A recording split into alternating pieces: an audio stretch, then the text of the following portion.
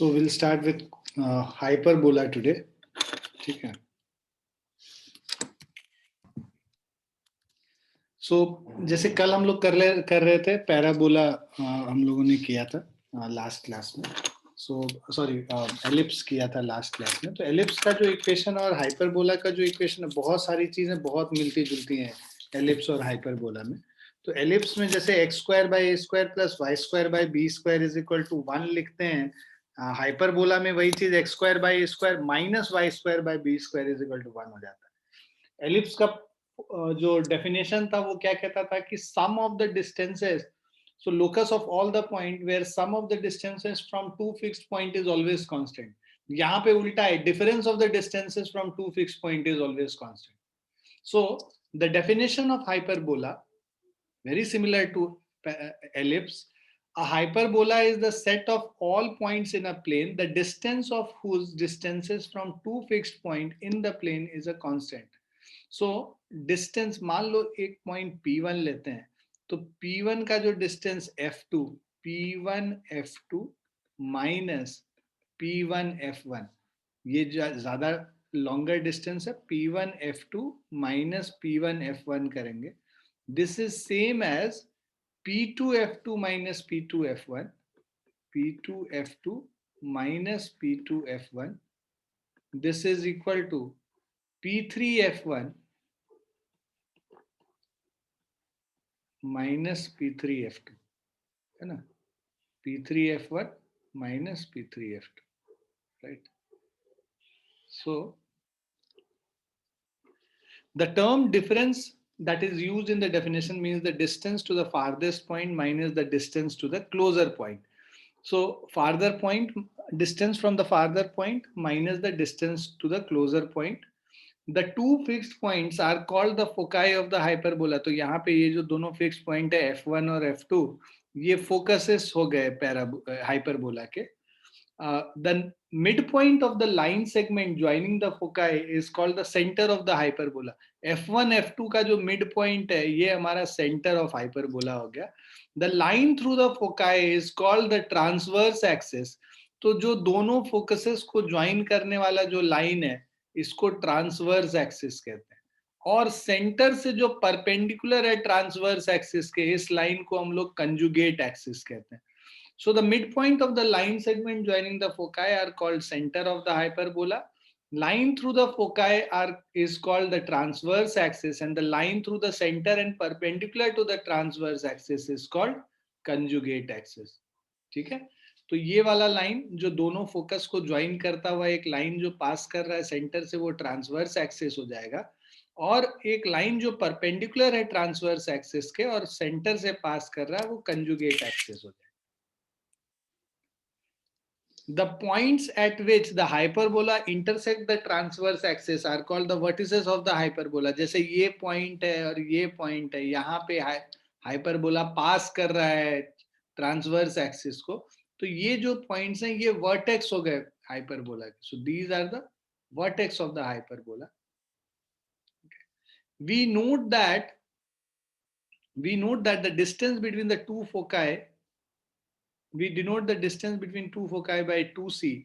तो ये यहाँ से जो यहाँ ये पूरा डिस्टेंस है दोनों फोकस का, सॉरी ये जो पॉइंट है इससे लेकर इस तक ये जो डिस्टेंस है वो 2c हो गया.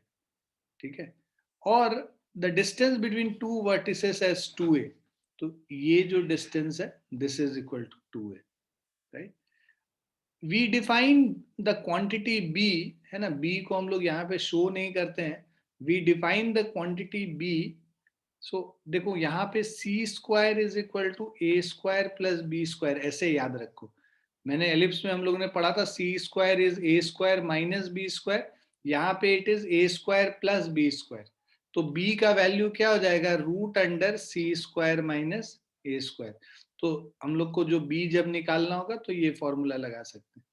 तो ये हम लोग जनरली इस तरह से याद करते हैं. This is for ellipse, relation between a b and c in ellipse, and this is relation between a, b and c. This is in hyperbola.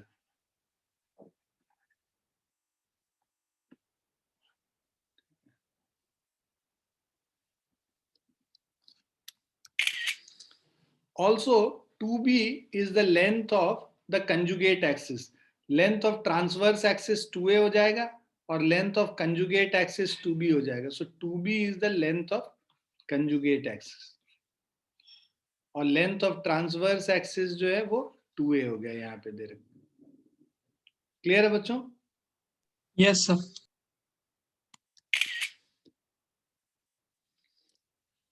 Now to find the constant P1 F2 minus P2 F1, तो वो जो पहला वाला हम लोग का जो value था, ये यहाँ से अगर समझो इस वाले इससे, अगर हम लोग को P1 F2 और P1 F1 के बीच में डिस्टेंस निकालना है, मान लो P1 का कोऑर्डिनेट x, y है, F2 जो है दिस इज c, 0 और F1 जो है दिस इज -c, 0. ठीक है, तो इससे अगर हम लोग निकालते हैं, वो तो जब इक्वेशन हम लोग हाइपरबोला का डिफाइन करेंगे, डिराइव करेंगे तब देखेंगे. अभी हम लोग को जो constant P1 F2 minus P1 F1 निकालना है, तो हम लोग इसका एक्सट्रीम केस ले लेते हैं by taking the point P at A and B, है ना. यहाँ पे और यहाँ पे अगर हम लोग कंसिडर करते हैं, we have BF1 minus BF2, ये भी पॉइंट तो हाइपरबोला पे ही लाई कर रहा है, तो BF1 minus B minus A, so either हम लोग कर लेंगे BF1 माइनस BF2 और दूसरा कर लेंगे AF2 minus AF1. So A point और B पॉइंट दोनों का जो डिफरेंस है F1 और F2 से, that should be equal, right.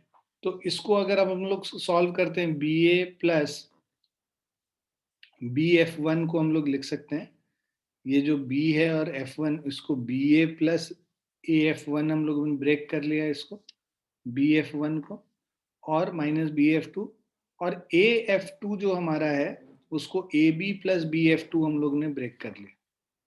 ठीक है, अब देखो AB और AB दोनों तरफ कैंसिल हो गया, है ना. BF2 माइनस BF2, ये और तो twice of AF1 is twice of BF2, तो AF1 और BF2 इक्वल हो गए. So this and this is equal. Now so that BF1 minus BF2 is equal to, अब हम लोग इस पे जब ये दोनों इक्वल हो गए AF1 और BF2, तो जब हम लोग ये वैल्यू निकाल रहे थे BF1 माइनस BF2 का, BF1 को हम लोगों ने ब्रेक करके जो लिखा था BA plus AF1 minus BF2, तो AF1 और BF2 तो इक्वल है, तो ये तो कैंसिल हो गया, है ना, यहाँ से. तो बिकॉज AF1 और BF2 इक्वल है, कैंसिल हो गया, so this is equal to BA, right. और BA जो है this is equal to twice of.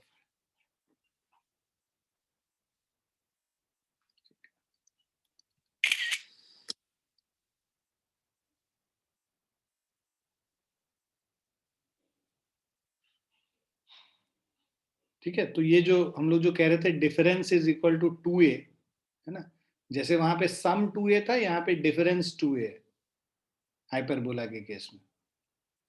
Clear है बच्चों? Yes, sir. अब इसेंट्रिसिटी यहाँ पे भी same E is equal to C by A से ही डिफाइंड है.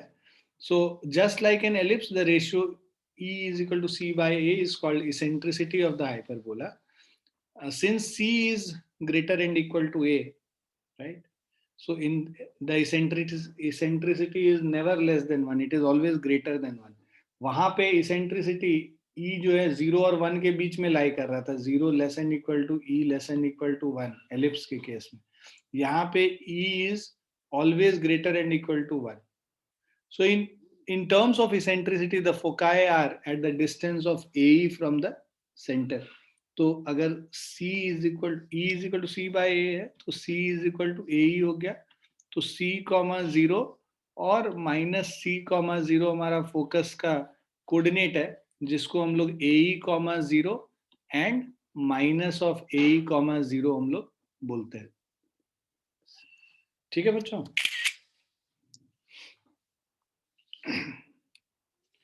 Now standard equation of hyperbola. So the equation of hyperbola is simplest if the center of hyperbola is at the origin. तो हम लोग जो पढ़ेंगे यहाँ पे सेंटर ऑफ हाइपरबोला ओरिजिन पे मान के पढ़ेंगे कि center is at origin 0,0 and the foci are on the x axis and y axis. तो यहाँ पे जब फोकस एक्स एक्सिस पे है तो जो ट्रांसवर्स एक्सिस एक्स एक्सिस के अलॉन्ग हो गया x square by A square minus Y square by B square is equal to 1 हो गया। और अगर फोकस जो है वाई एक्सिस पे तो यहाँ ट्रांसवर्स एक्सिस वाई एक्सिस पे हो गया, तो वाई एक्सिस पे हो गया तो ये y square by A square minus x square by B square is equal to 1। Clear है बच्चों? तो जिधर भी ट्रांसवर्स एक्सिस होता है उसको, है ना, सॉरी, ठीक है, तो जिधर भी हमारा ट्रांसवर्स एक्सिस होगा उसके डिनोमिनेटर में ए स्क्वायर आएगा, तो y square minus by a square यहाँ पे, क्योंकि वाई एक्सिस के अलोंग ट्रांसवर्स एक्सिस था, यहाँ x square by a square क्योंकि एक्स एक्सिस के अलोंग ट्रांसवर्स एक्सिस। ठीक है, वहां पे वो जो major axis minor semi major axis और सेमी माइनर एक्सिस और मेजर एक्सिस और माइनर एक्सिस था, उसी तरह यहाँ पे ट्रांसवर्स एक्सिस और कंजुगेट एक्सिस है। इज इट क्लियर बच्चों? Yes, sir. Yes, sir. So we will derive the equation for the hyperbola with foci on the x-axis. तो अगर फोकस x एक्सिस पे है, ये पॉइंट x, y मान लो, ये जो पॉइंट है c,0 और ये minus c,0, pf1 minus pf2 करोगे, ये कितना आना चाहिए? 2a के बराबर आना चाहिए, राइट? तो pf1 अब डिस्टेंस फॉर्मूला से करेंगे तो x प्लस सी का whole square plus y minus 0 का whole square. We will see x plus c का whole square plus y square minus of x minus c का whole square plus y square, तो difference is equal to 2a हो गया। इसको solve कर देंगे तो हम लोग का ये इक्वेशन आएगा, x square by A square minus Y square by C square minus A square is equal to 1।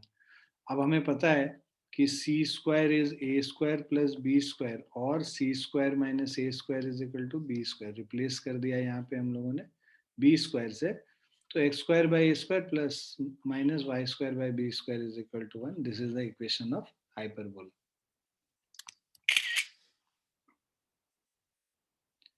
Now hyperbola in which a is equal to b is called a equilateral hyperbola. तो ऐसा hyperbola जिसमें a और b equal होगा उनको, उस hyperbola को equilateral hyperbola कहते हैं। So from the equation of hyperbola we have obtained it follows that we have for every point x comma y on the hyperbola x square by a square minus y square by b square 1 है, तो x square by a square क्या हो जाएगा? 1 plus of y square plus b square. So this is greater and equal to 1. 1 plus कुछ कर रहे हैं square of this. This is always a positive quantity because it is a square of some quantity. So 1 plus a square of some quantity, that means it is greater and equal to 1. So that means x by a ka mod, this is also greater and equal to 1. So x is less than equal to minus a or x is greater and equal to plus a. So therefore no portion of the curve lies between x is equal to plus a and x is equal to minus a. मतलब जो curve होगा that will always lie beyond minus a and beyond plus a. इसके बीच में there will be no portion of the curve lying. So no real intercept on the conjugate axis. Conjugate axis को कहीं पे भी cut नहीं करेगा. Similarly, we can derive the equation of hyperbola y square by a square minus x square by b square is equal to 1. These two equations are known as standard equation of hyperbola. ठीक है, तो ये जो hyperbola है इसका standard equation हो गया x square by a square minus Y square by b square is equal to 1. दूसरा वाला जो हाइपरबोला है इसका इक्वेशन हो जाएगा y square by a square minus x square by b square is equal to 1. Clear है बच्चों?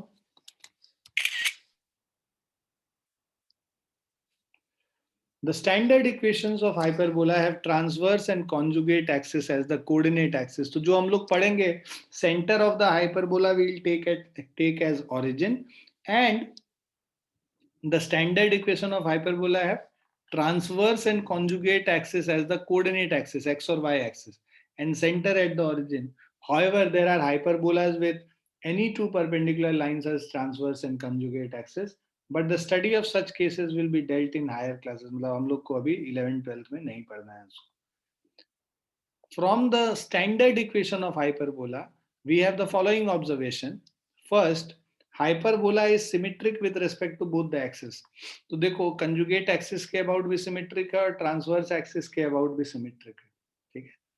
So since if x तो अगर symmetric है इसका मतलब अगर x, y अगर कोई point है ना hyperbola में तो minus x, y भी तो x, y मान लो ये point है तो minus x, y भी lie करेगा यहाँ पे x, माइनस वाई ये पॉइंट भी हाइपरबोला पे लाई करेगा और माइनस एक्स, माइनस वाई ये पॉइंट भी हाइपरबोला पे, चारों पॉइंट हाइपरबोला पे लाई करेगा. x, y minus x, minus y, x minus y और x, वाई. तो ये चार पॉइंट जो है all these 4 point lie on hyperbola. Second point is the foci are always on transverse axis, always. So it is a positive term whose denominator gives the transverse axis. For example, x square by 9. तो यहाँ पे देखो ये positive है तो ये transverse axis होगी. y square by 25 यहाँ पे पॉजिटिव जो है ये ट्रांसवर्स एक्सिस हो. यहाँ पे ये नहीं देखेंगे कि a बड़ा b बड़ा क्या बड़ा है ना, बड़े वाला चीज को नहीं देखेंगे, पॉजिटिव साइन को देखेंगे. सो जो पॉजिटिव टर्म है उसका डिनोमिनेटर ट्रांसवर्स एक्सिस को रिप्रेजेंट कर रहा है. क्लियर है बच्चों? Yes, sir. है ना. वहां पे a ग्रेटर देन b था जो हम लोग एलिप्स का केस कर रहे थे, यहाँ पे वैसा कोई जरूरी नहीं.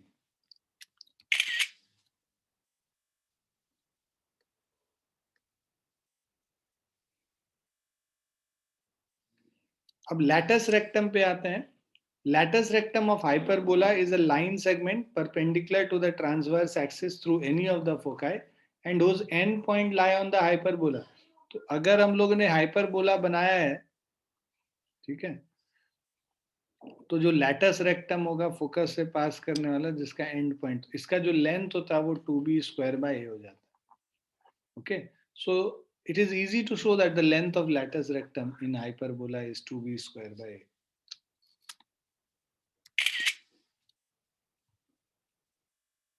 तो ये सारी चीजें याद रखनी है ना, तो फिर उसके बाद सारे क्वेश्चंस आप बना पाएंगे. तो ये चीजें नहीं याद रहेंगी तो फिर क्वेश्चंस भी नहीं बना पाएंगे.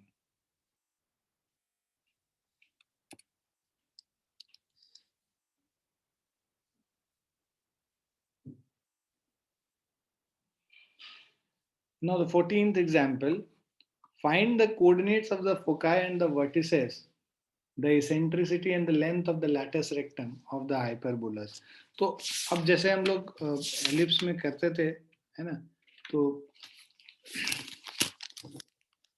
अभी हमारा ये कह रहा है कोऑर्डिनेट ऑफ, तो पहला फर्स्ट वाला अगर हम लोग करें, so this is x square by 3 square minus Y square by 4 square is 1.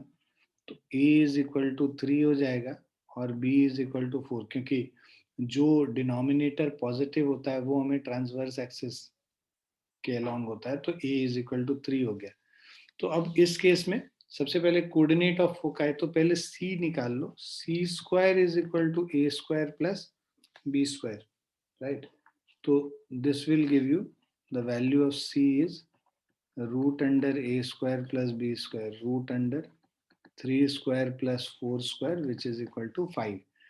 c का वैल्यू 5 हो गया. तो अब हम लोग लिखना शुरू करते हैं, फोकाई लिखेंगे तो ये हो जाएगा 5,0 एंड माइनस 5,0. ये हमारा फोकस हो गया. ठीक है.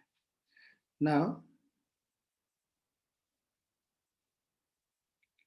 उसके बाद हम लोग को लिखना है वर्टिसेस. सो वर्टिसेस अगर लिखते हैं a,0, राइट, 3,0 एंड माइनस 3,0. उसके बाद आपको बोला है एसेंट्रिसिटी निकालने, e is equal to c upon ए.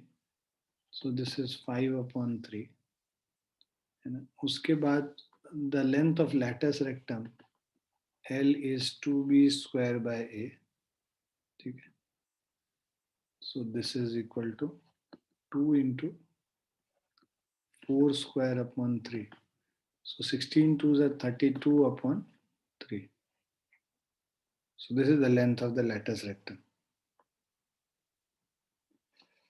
ठीक है, तो हमें कोऑर्डिनेट निकालना था फोकस का, vertices, eccentricity, length of lattice rectum. अब ये वाला जो क्वेश्चन है इसमें हम लोग को थोड़ा सा अरेंज करना पड़ेगा. 16 से डिवाइड कर दो पूरे को. y square by 16 minus x square by 1 square is equal to 1. अब यहाँ पे देखो, यहाँ पे डिनोमिनेटर जो है y square by 4 square minus x square by 1 square is equal to 1. y axis हमारा ट्रांसवर्स एक्सिस हो जाएगा क्योंकि यहाँ पे डिनोमिनेटर इसका पॉजिटिव मतलब कफिशिएंट पॉजिटिव है. y एक्सिस का मतलब y का कफिशिएंट, y स्क्वायर का कफिशिएंट पॉजिटिव है. तो यहाँ पे 2a, सो basically a is equal to 4 हो गया, b is equal to 1, c is equal to root under a square plus b square 16 plus 1 root 17 हो गया. तो जो हमारा अब यहाँ पे जो फोकस होगा, ठीक है, 0 comma root 17 and 0 comma minus of root 17, ये फोकस हो गया. उसके बाद हमारे पास जो वर्टिसेस हैं, vertices a comma 0 comma 4 and 0 comma minus 4. ठीक है, eccentricity E is C upon A.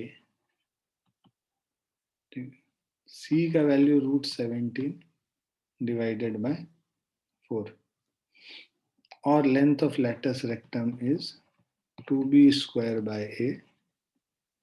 So this is 2 into 1 square upon 4, 1 by 2.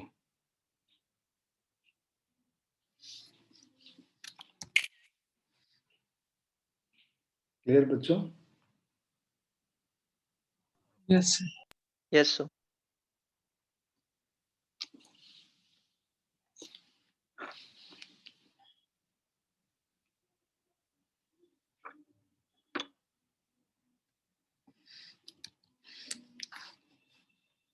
Fifteen question है, find the equation of the hyperbola with foci 0, plus minus 3 and vertices 0, plus minus root 11 by 2. So equation of hyperbola, अब focus 0, plus minus 3 है, right, और vertices ये दे रखा है. तो C का value 3 हो गया. और ये देखो y एक्सिस पे फोकस लाई कर रहा है, मतलब ट्रांसवर्स एक्सिस यहाँ पे y एक्सिस हो गया. C का वैल्यू 3 है और A का वैल्यू जो है रूट 11 by 2 है. ठीक है, अब जो C square is A square plus B square, so this will give you B square is equal to C square minus A square, 9 minus 11 by 4, which is 36 minus 11, 25 by 4. So यहाँ पे B is equal to 5 by 2 हो गया. B का value 5 by 2 हो गया. अब equation of hyperbola, so basically देखो y axis का जो ये होगा कफिशिएंट वो पॉजिटिव होगा. सो y square by A square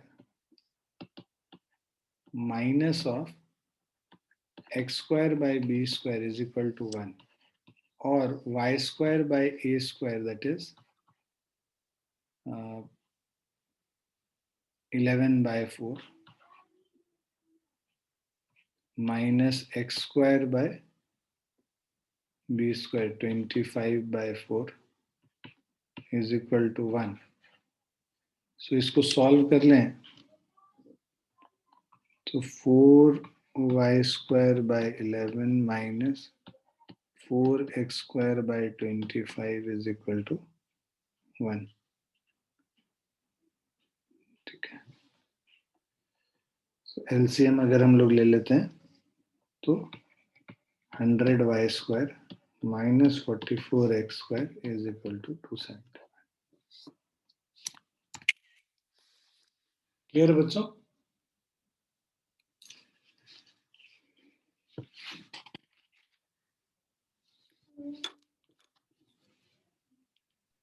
इसका स्टैंडर्ड फॉर्म में नहीं लीव करता.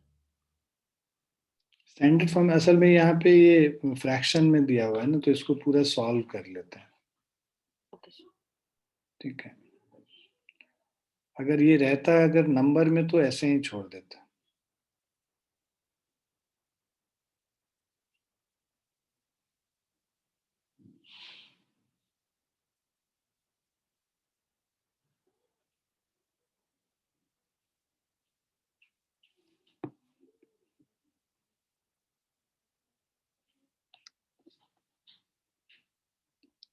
Is it clear?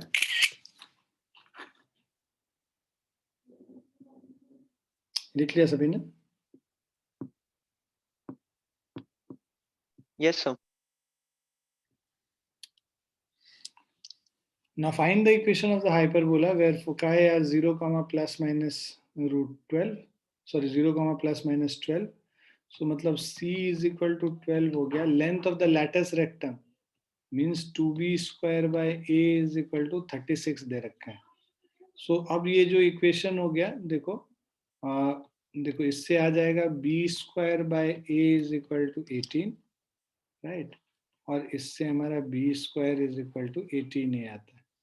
अब देखो हम लोग को पता है c square is equal to a square plus b square, इसको यूज कर लो. 12 is equal to a square plus 18a और a square plus 18a minus 12 is equal to 0.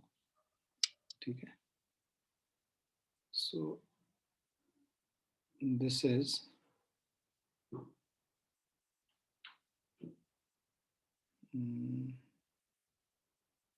अच्छा c स्क्वायर है ना, आई एम सॉरी, 144 हो जाएगा ना, 12 square 144 हो जाएगा. ठीक है,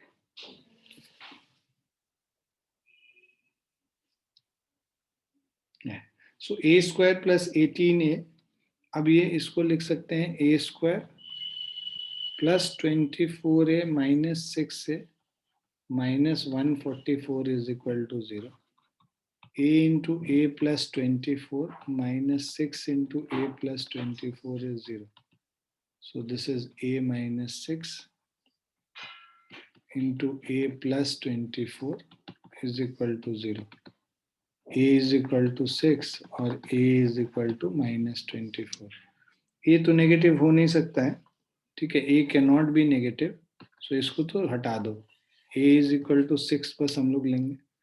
a is equal to 6 हो गया तो b square is equal to 18 into 6, 108 हो गया. Equation of hyperbola. अब देखो ये y स्क्वायर के नीचे a स्क्वायर आएगा, y square by 36 minus x square by 108 is equal to 1.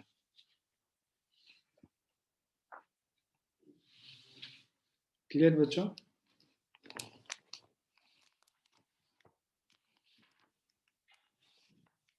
Yes, sir.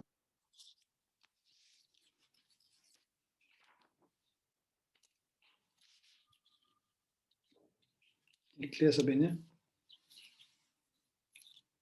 Yes.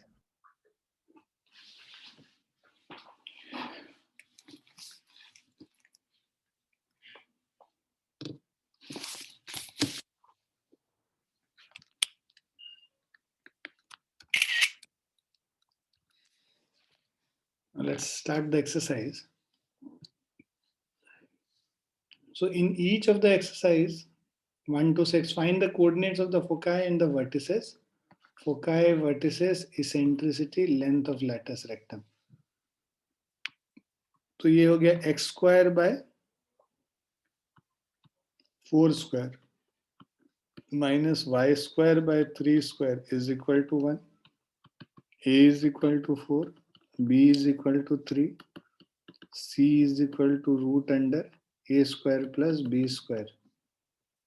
So this is equal to c is equal to root under 4 square plus 3 square.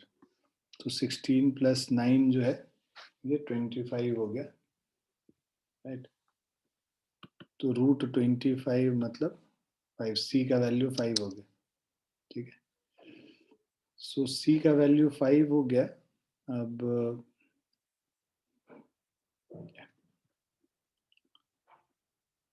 अब हमारा जो focus है, so foci will be x axis के नीचे, मतलब x square का coefficient positive है, तो ये 5,0 एंड -5,0 फोकस जो है एक्स एक्सिस पे लाई करेगा।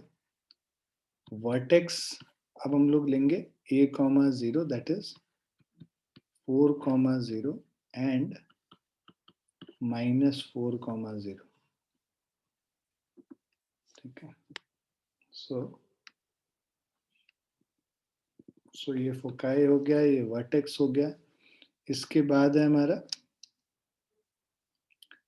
Length of eccentricity E is equal to C upon A, 5/4. Length of lattice rectum is equal to 2B square upon A. So 2 into 3 square upon 4. So this is 9/2. ठीक है।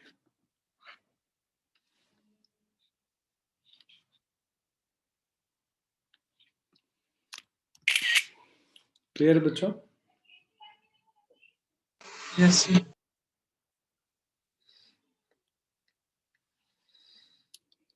अब देखो यहाँ पे y square का जो coefficient है वो पॉजिटिव है, तो यहाँ पे जो ट्रांसवर्स एक्सिस है ये वाई एक्सिस के अलोंग लाई कर रहा है, राइट। तो जो हमारा पैराबोला है वो इस तरीके से है इस केस में। तो यहाँ पे y square by A square, तो ए इज इक्वल टू 3, और स्टैंडर्ड फॉर्म क्या हो जाएगा, Y square by A square minus x square by B square. A का 3, बी का हो जाएगा 3√3।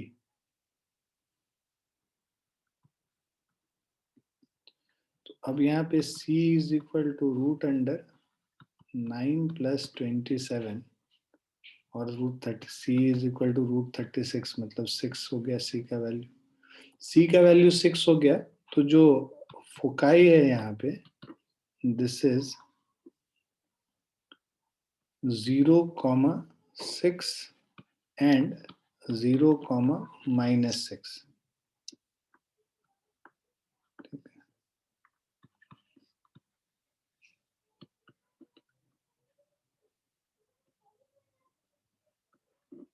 सो वर्टिसेस जो है यहाँ पे जो लाई करेगा, सो this will be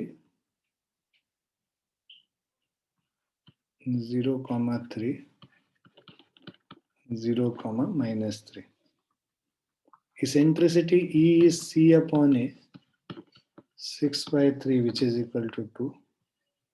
Lattice rectum is 2B square upon A, so 2 into 3√3 का whole square upon 3. So 2 into 27/3. So this is 18.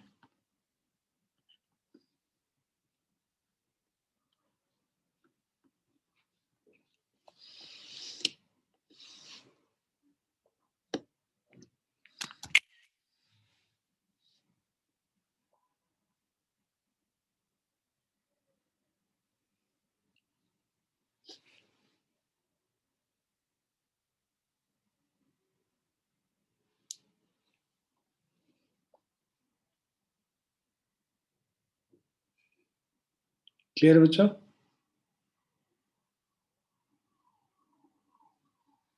Yes, sir. लिख लिया सबने? Yes, sir.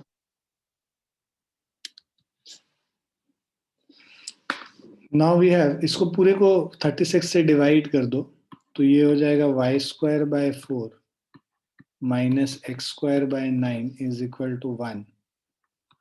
A is equal to t2, b is equal to 3, so c is equal to root under a square plus b square, 4 + 9 √13। तो जो foci होगा इस case में 0,√13 and 0,-√13।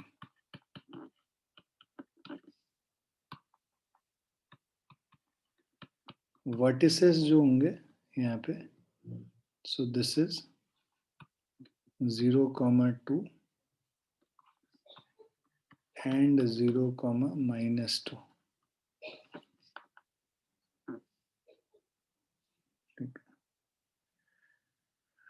Now eccentricity E is equal to C upon A, root 13/2. Latus rectum is equal to 2B square upon A, 2 into 3 square upon 2. So this is 9.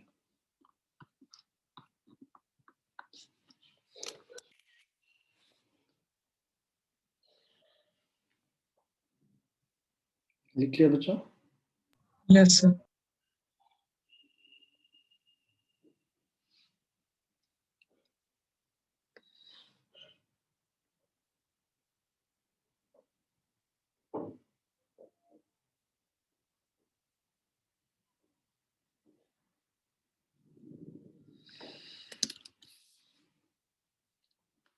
Fourth वाला है 16x square minus 9y square is equal to 576. इसको लिख सकते हैं 16x square by 576, 9y square by 576 is equal to 1.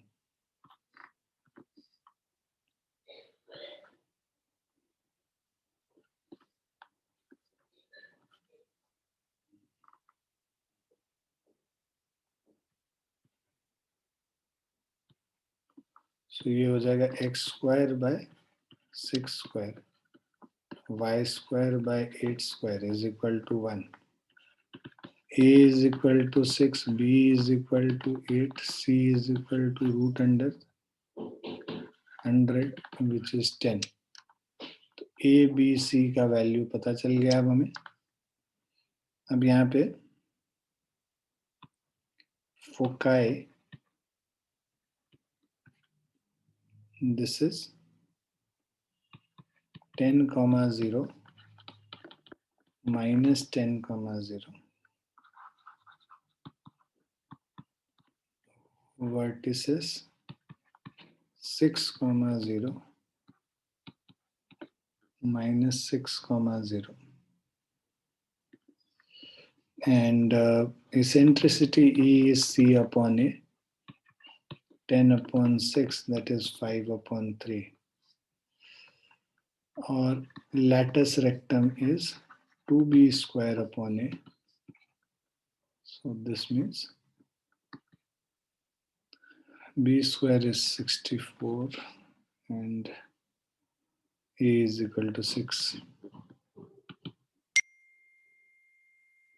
So this is 64 upon 3.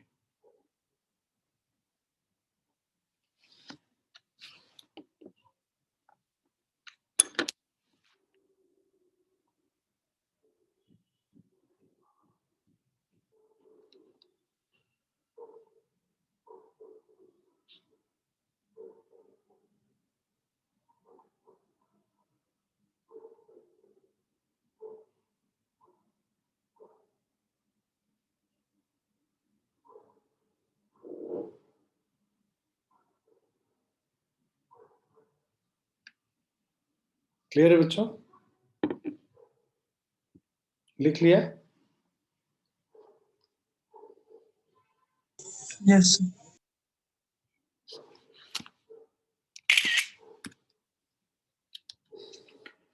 Fifth one is 5y square minus 9x square is equal to 36. Divide कर दो इसको, तो ये y square by 36 by 5 minus x square by 4 is equal to 1.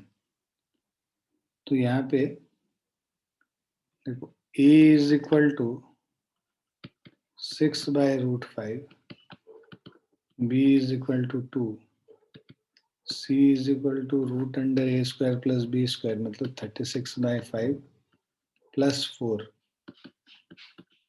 56 by 5. So this is 2 root 14 bye 5 हो गया. सो 2√14/√5 sorry. तो ये c का वैल्यू हो गया. अब ये फोकाई निकालेंगे यहाँ पे 0,2√14/√5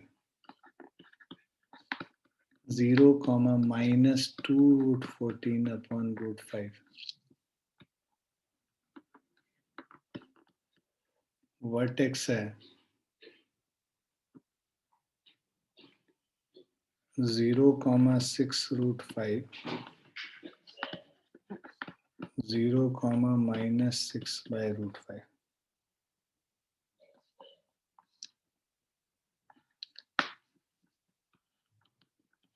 Eccentricity c by a.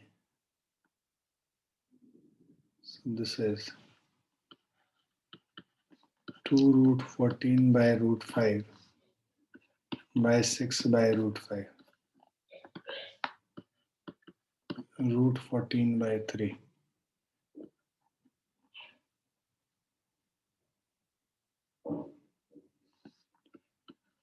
Latus rectum 2b square by a 2 into 2 square by 6/√5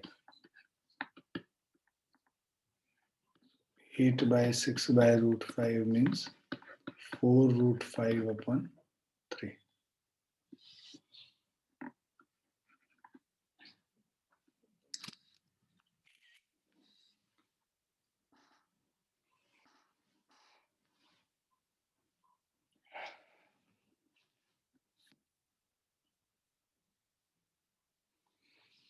clear बच्चों?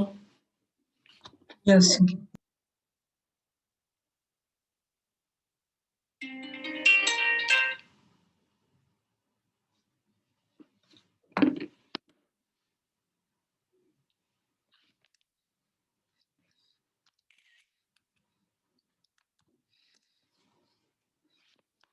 So 49y square minus 16x square by 784.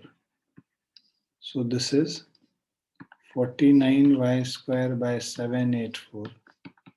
16x square by 784 is equal to 1. 784 28 होता है. So इसको हम लोग लिख सकते हैं y square by 28 by 7 का whole square x square by 28 by 4 का whole square is equal to 1. तो इसको y square by 4 square x square by 7 square is equal to 1. So ये जो है y वाला पॉजिटिव है. अब ये a is equal to 4, b is equal to 7, c is equal to root under a square plus b square.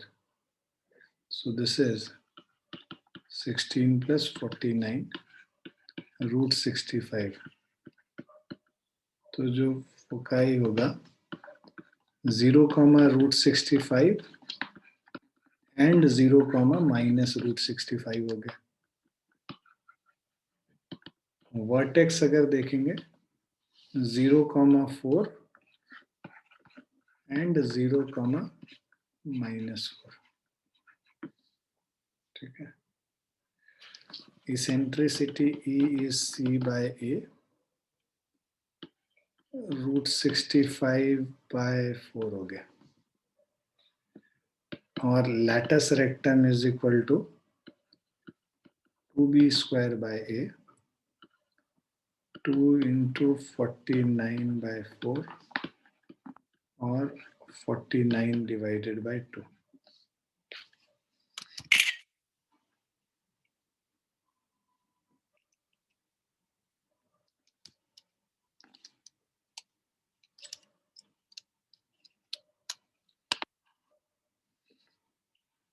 Clear है बच्चों? Yes, sir.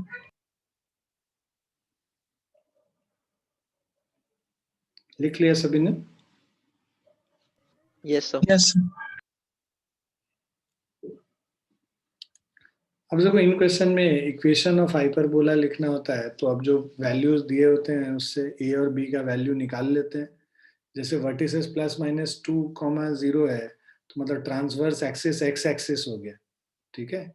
तो यहाँ पे ए का वैल्यू दे रखा है 2, सी का value 3, B is equal to √c² - a², तो √c² - a² और √9 - 4 √5 हो गया। सो जो इक्वेशन होगा that will be x² - a² - y² is equal to 1।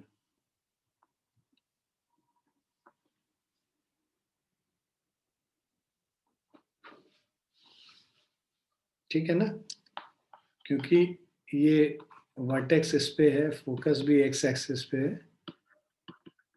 So X axis is the transverse axis and hence equation of hyperbola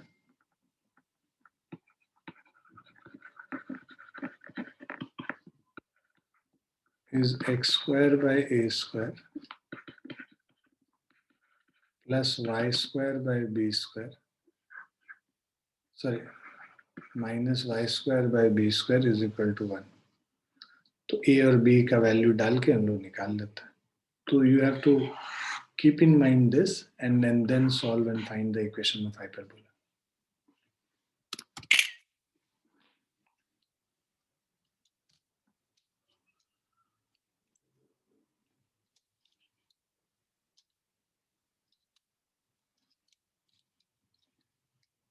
लिख लिया सबने? Yes, sir.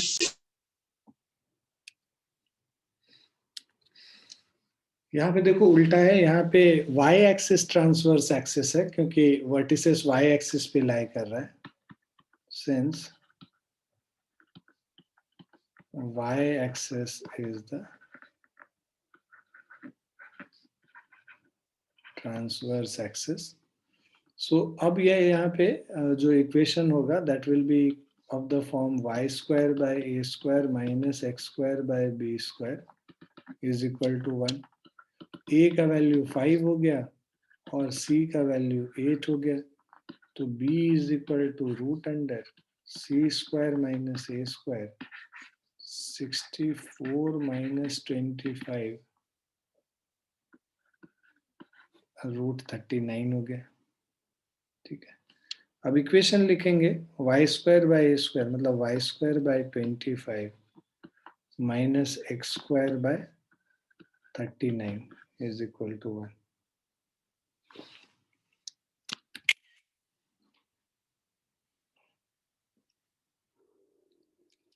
ठीक है, अब जो नेक्स्ट 7 क्वेश्चंस है वो आपका होमवर्क है, उसको आप कर लीजिएगा, है ना। सब इजी ही है, अब इतने करने के बाद आपको समझ में आ गया होगा किस तरह से करते हैं। भी नहीं बनेगा तो अगली क्लास में पूछ लीजिएगा। नेक्स्ट क्लास में हम लोग मिसलेनियस जो है वो करेंगे, मिसलेनियस इसके जो एक्सरसाइज है मिसलेनियस वाला वो हम लोग करेंगे। ठीक है बच्चों? Yes, sir. ओके बच्चों,